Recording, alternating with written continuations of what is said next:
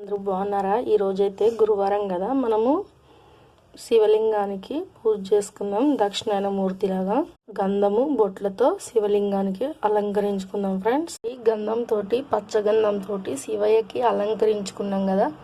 విఘ్నేశ్వరుడి గుడి ప్రమిదలు అన్నీ ఇలా క్లీన్ చేసి బొట్లు పెట్టాము. ఇప్పుడు పూలతో అలంకరించుకుందాం ఫ్రెండ్స్.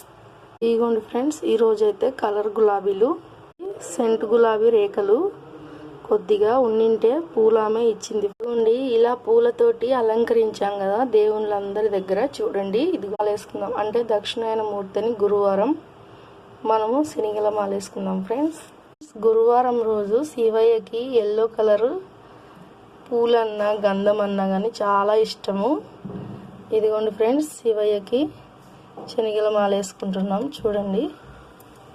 ఓం దక్షిణాయన మూర్తికి నమో నమః. ఓం దక్షిణాయన మూర్తికి నమో నమః. ఓం దక్షిణాయన మూర్తికి నమో నమః. ఇదిగోండి, ఇక్కడ అమ్మవారికి గుడి పూలు పెట్టాము దక్షిణాయన మూర్తికి. ఓం దక్షిణాయన మూర్తికి నమో నమః. ఓం దక్షిణాయన మూర్తికి నమో నమః.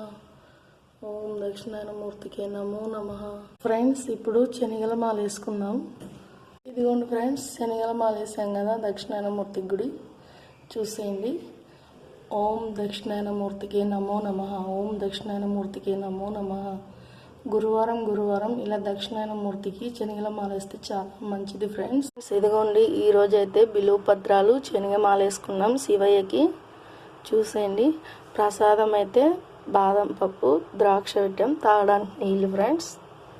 ఇదిగోండి ఫ్రెండ్స్, ఈరోజు పూజ అయితే ఇలా జరుపుకున్నాము. అందరూ బాగుండాలి, అందులో నేను ఉండాలని మనస్ఫూర్తిగా ఆ దేవుణ్ణి కోరుకుంటున్నాను ఫ్రెండ్స్. ఇక్కడ కూడా అంతే. చూసేయండి.